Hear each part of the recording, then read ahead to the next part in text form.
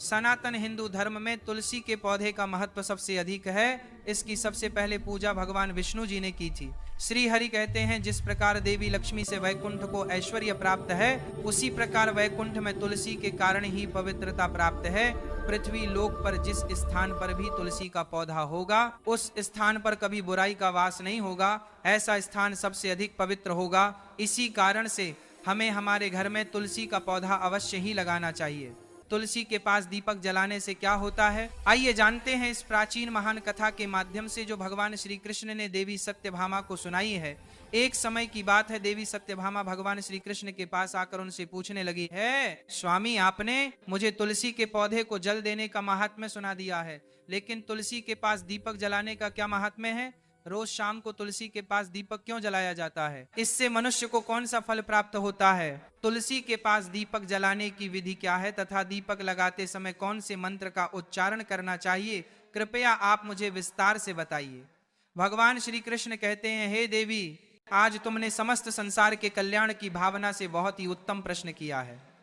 तुम्हारे इस प्रश्न का उत्तर देने से पूर्व मैं तुम्हें एक प्राचीन इतिहास सुनाता हूं, जिससे तुम्हें तुम्हारे सभी प्रश्नों के उत्तर मिल जाएंगे। शाम को तुलसी के पास दीपक जलाने से जो फल मिलता है, उसी का वर्णन मैं इस कथा में करूंगा। इसलिए तुम इस कथा को ध्यान पूर्वक सुना। इस कथा को ध्यान से पूरा सुनने मात्र से ही मनुष्य को 100 वर्षों तक तुलसी के पास दीपक जलाने का पुण्य प्राप्त होता है। देवी सत्यभामा कहती हैं, हे प्रभु, मैं इस कथा को सुनने के लिए उत्सुक हूँ, कृपया आप इस कथा को मुझे सुनाइए। मैं इस कथा को ध्यान पूर्वक सुनूंगी। तब भगवान श्री कृष्ण देवी सत्यभामा को वह कथा सुनाने लगते हैं। हे देवी, पूर्व काल की बात है।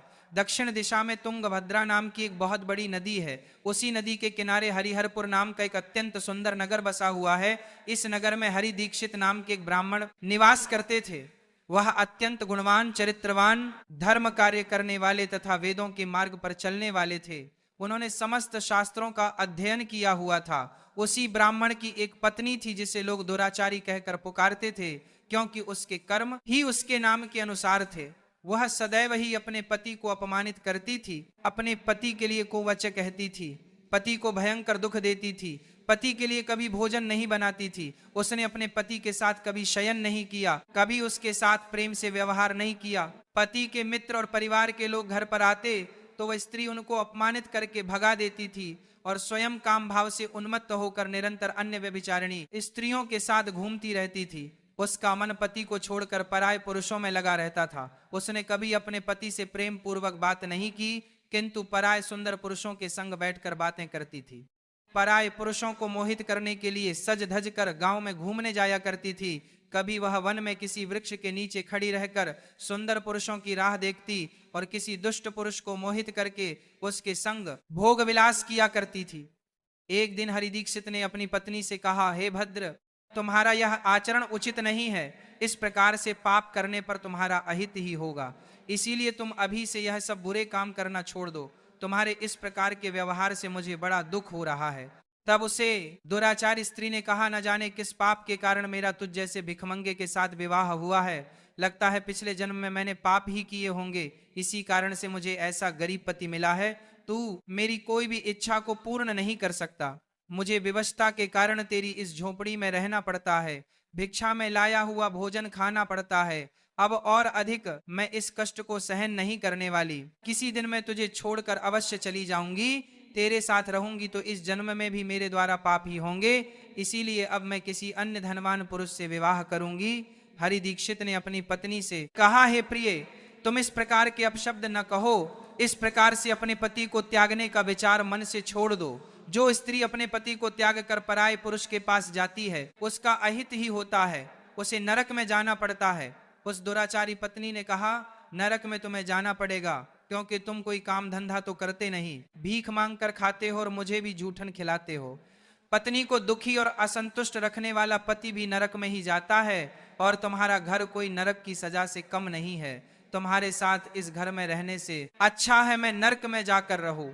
इस प्रकार उस हरि दीक्षित की पत्नी ने अनेक प्रकार के कटु वचनों से अपने पति का अनादर किया और उसे अपमानित किया। श्री कृष्ण कहते हैं, हे देवी, जो स्त्री अपने पति का अनादर करती है, जो अपने पति का अपमान करती है, उसके घर में दुर्भाग्य ही आता है। पति को छोड़कर पराये पुरुष के पास जाने वाली स्त्री को नरक में दंड अवश्य ही भोगना पड़ता है। अब आगे सुनो, उसे दुराचारी स्त्री के साथ क्या होता है। एक दिन वह दुराचारिणी स्त्री वन में जाकर एक वृक्ष के नीचे खड़ी हो गई। उसका चित्त काम से भरा हुआ था। वह किसी सुंदर कामी पुरुष की राह देख रही थी, किंतु बहुत समय बीतने के बाद भी उस स्थान पर कोई पुरुष नहीं आया। इसीलिए वह अत्यंत दुखी हो गई और प्रियतम की खोज में इधर उधर देखने लगी। उस दिन उसका सारा परिश्रम व्यर्थ हो गया। वह वहां खड़ी होकर वह नाना प्रकार की बातें कहकर विलाप करने लगी। हाय हाय, आज तो इस मार्ग से कोई भी सुंदर पुरुष नहीं आया। अब मैं कैसे अपनी काम शांति करूं? आज की रात कैसे बीतेगी? कौन मेरे सुंदर शरीर का उपभोग करेगा? मेरी जवानी और सुंदरता तो अकारण ही नष्ट हो रही है। कोई भी सुंदर शरीर को पाने की कामना नहीं करता। अब मैं कहां जाऊं?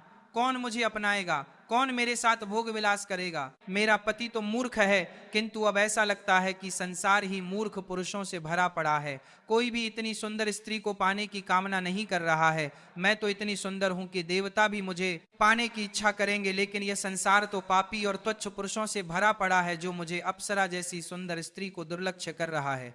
हे भगवान, कोई सुंदर बलवान और पराक्रमी नर हो तो उसे मेरे पास भेजिए। चाहे वह मेरा भक्षण भी कर लेगा तो भी मैं प्रसन्नता से उसका आलिंगन कर लूंगी।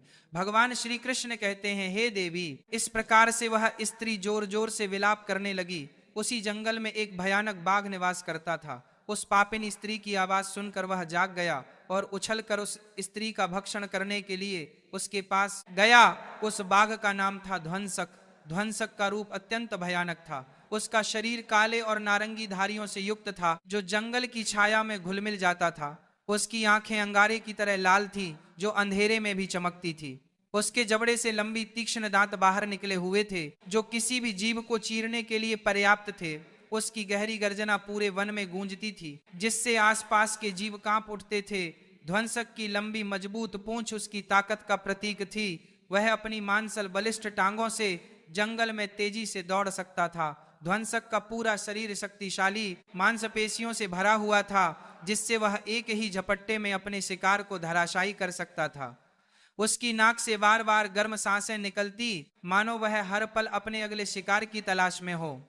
ध्वंसक का एकमात्र लक्ष्य उन पापी और दुराचारी लोगों का भक्षण करना था, जिन्हें उसकी नियति ने उसे सौंपा था। उस भयंकर बाघ को अपने सामने खचा हुआ देखकर उस स्त्री के पसीने छूटने लगे। वह भय से थर-थर कांपने लगी। वह स्त्री कुछ करती, इतने में ही उस बाघ ने अपने पंजे से उसे घायल कर दिया और वह स्त्री जमीन पर गिर पई।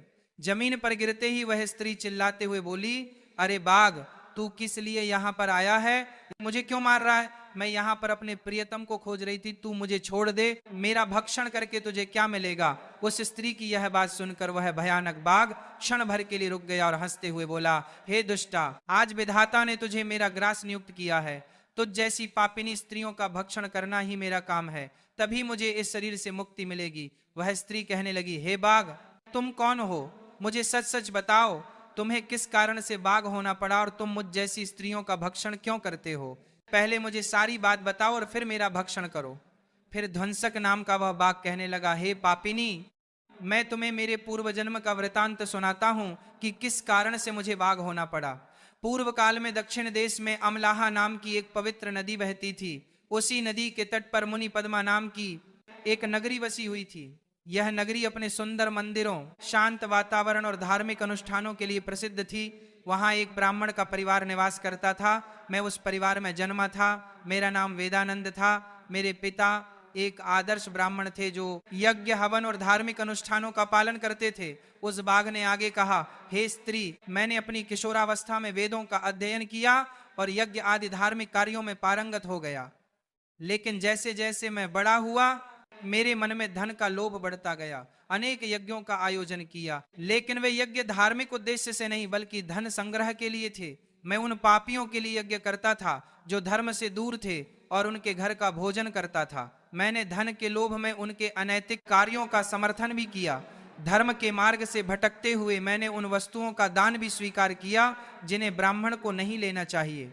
मेरा मन इतना लोभी हो गया था कि मैं क्षण के बहाने दूसरों से धन लेता और फिर उसे कभी वापस नहीं करता। मैंने अनेक प्रकार के छल कपट किए और इस प्रकार पाप करते हुए कई वर्ष बीत गए। समय के साथ मेरा शरीर कमजोर हो गया। बाल सफेद हो गए, आंखें धुंधली हो गई और मुंह के दांत गिर गए। परंतु धन का लोभ अब भी मेरे मन से नहीं गया और मैं पाप करता रहा। उसे बाघ ने अपने दुख भरे स्वर में आगे कहा, एक दिन धन के लालच में मैं फिर से नदी के किनारे गया। वहां मैंने अन्य धूर्त ब्राह्मणों के साथ मिलकर लोगों को ठगा। हम सभी ने झूठे मंत्रों का उच्चारण किया और बिना विधि विधान के ही देवी देवताओं का पूजन किया। इसका उद्देश्य केवल अधिक से अधिक धन दान में प्राप्त करना था। हमने लोगों को धर्म के नाम पर धोखा दिया। उस दिन मैंने काफी धन एकत्र किया, लेकिन उसी समय मेरे साथ एक भयानक घटना घटी। मैं उसी दिन नदी के तट पर बैठा हुआ था, तभी एक बीमार और भटकता हुआ कुत्ता मेरे पास आया। मैंने उसे दुत्कार कर भगा दिया, लेकिन वह क्रोध में आकर मेरे पैर में काट बैठा। मैं मूर्छित होकर वहीं गिर पड़ा। उसी क्षण मेरे प्राण निकल गए। मेरी मृत्यु के बाद यम के 2 दूत प्रकट हुए। वे काले और भयानक रूप वाले थे और उनके हाथों में जंजीरें थीं। उन्होंने मुझे पकड़ लिया और यमपुरी की ओर ले गए। यमपुरी में मुझे यमराज के सामने खड़ा किया गया। यमराज ने अपने दिव्य सिंहासन से चित्रगुप्त को आदेश दिया कि वह मेरे कर्मों का लेखा जोखा प्रस्तुत करे। चित्रगुप्त ने बड़े ही गंभीर स्वर में कहा, हे धर्मराज, यह ब्राह्मण जिसका नाम वेदानंद था ने अपने जीवन में घोर पाप किए हैं। इसने धर्म के नाम पर लोगों को ठगा, झूठे मंत्रों का उच्चारण कर यज्ञ किए और भगवान का अपमान किया। यह धन के लालच में धर्म से दूर हो गया। इसने कभी भी धर्म का पालन नहीं किया, इसीलिए यह पापी ब्राह्मण नरक जाने के योग्य है। फिर यमराज ने अपने दूतों को आदेश दिया, इस पापी को नरक की अग्नि में डाल दो, ये वहां जाकर अपने कर्मों का फल भोगे। इसके बाद मुझे नरक की भयंकर अग्नि में डाल दिया गया। वर्षों तक मैंने वहां की यंत्रणा सहन की। मेरी आत्मा को भयंकर पीड़ा सहनी पड़ी। अनेक वर्षों की सजा के बाद मेरे पापों के कारण मुझे बाघ का शरीर प्राप्त हुआ और मैं इस दुर्गम वन में निवास करने लगा। ध्वंसक ने अपनी कहानी को समाप्त करते हुए कहा, अपने पूर्व जन्म के पापों का प्रायश्चित करते हुए मैंने संकल्प लिया कि मैं कभी भी महात्मा, साधु पुरुष या सती स्त्रियों का भक्षण नहीं करूंगा।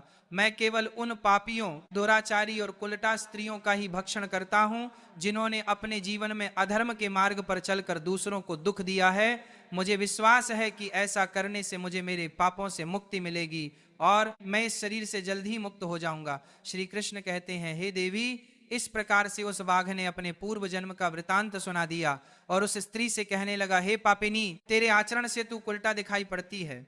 अपने पति को छोड़कर तू इस वन में अन्य पुरुषों के साथ भोग विलास करने के लिए आई है, इसीलिए आज तू मेरा ग्रास अवश्य बनेगी। इतना कहकर उस बाघ ने अपने तीक्ष्ण नखों से उस पापी स्त्री को मारकर उसे खा लिया और फिर वह बाघ उस स्थान से चला गया। उस स्त्री की मृत्यु के बाद उस स्थान पर यम के 2 दूत प्रकट हुए और उस पापी स्त्री को उठाकर संयम मणिपुरी में ले गए।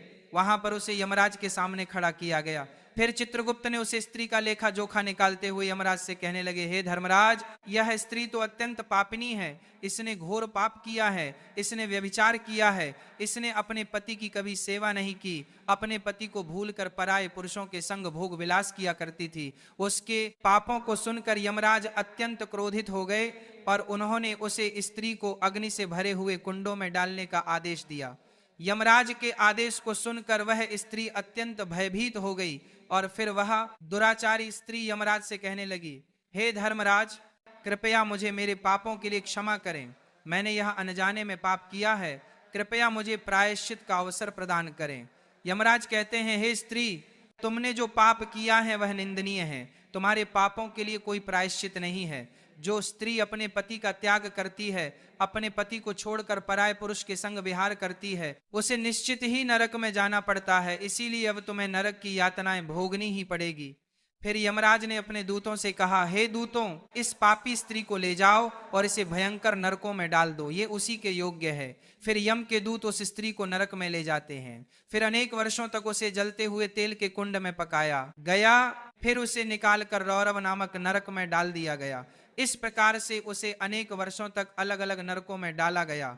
नरक में कष्ट भोगने के बाद वह महापापिनी स्त्री पुनः पृथ्वी लोक पर आकर चांडाल के रूप में उत्पन्न हुई। चांडाल के घर में जन्म लेकर वह फिर से अनेक पाप करने लगी, व्यभिचार करने लगी, अनेक पापी पुरुषों के संग विहार करने लगी। फिर कुछ समय बाद पूर्व जन्म के पापों के कारण उसे कोढ़ का रोग हो गया और वह भयानक पीड़ा सहन करने लगी। उसका अंग अंग जलने लगा, उसके नेत्रों में पीड़ा होने लगी। इस दुख को सहन करती हुई वह दिन बिताने लगी। फिर एक दिन वह तीर्थ में स्नान करने के उद्देश्य से अंतपुर में चली गई। वहां पर वह एक आश्रम के बाहर निवास करने लगी। उस आश्रम में एक तुलसी का पौधा था। अन्य स्त्रियों को वहां पर तुलसी के पास दीपक जलाते हुए देखकर उस पापी स्त्री को बड़ा आश्चर्य हुआ। फिर एक दिन वहां पर निवास करने वाले एक साधु से उस स्त्री ने पूछा, हे साधु महाराज, ये कौन सा पौधा है और ये स्त्रियां इसके नीचे दीपक क्यों जला रही है? तब उस साधु ने कहा, हे कल्याणी, यह अत्यंत पवित्र तुलसी का पौधा है। इसके दर्शन करने मात्र से ही संकटों का नाश होता है। इस तुलसी को जल देने से देवी देवताओं की कृपा प्राप्त होती है तथा इस पवित्र पौधे के पास दीपक जलाने से समस्त पाप नष्ट होते हैं। उस साधु की बात सुनकर उस स्त्री को बड़ी प्रसन्नता हुई और उसने साधु से कहा, हे साधु महाराज, यदि कोई अत्यंत पापिनी स्त्री भी इसके पास दीपक जलाएगी तो उसके पाप नष्ट होंगे क्या? वह साधु कहते हैं, हे पुत्री, यह सत्य है, यदि किसी स्त्री ने घोर पाप भी किया हो तब भी उसके पाप नष्ट होते हैं। उसके सभी जन्मों के पाप भी तुलसी के पास दीपक जलाने से नष्ट होते हैं। किंतु हे पुत्री, तुम कौन हो और किस कारण से यह प्रश्न पूछ रही हो? वह स्त्री कहती है, हे साधु महाराज, मैं महापापिनी हूँ। मैंने व्यभिचार किया है तथा अनेक प्रकार के पाप किए हैं। मेरे पापों के कारण ही मेरी ऐसी दुर्दशा हुई है। कृपया मुझे पापों से मुक्ति का उपाय बताइए। साधु कहते हैं, हे पुत्री, अब से तुम नित्य तुलसी के पास दीपक जलाओ, तुम्हारे समस्त पाप और दोष समाप्त हो जाएंगे। उस साधु की बात सुनकर उस पापी स्त्री ने भी वही किया। उसने तुलसी के पौधे के पास एक दीपक जला दिया। इस प्रकार से वह स्त्री नित्य उसी स्थान पर तुलसी के पास दीपक जलाने लगी। फिर एक दिन वह स्त्री शाम के समय तुलसी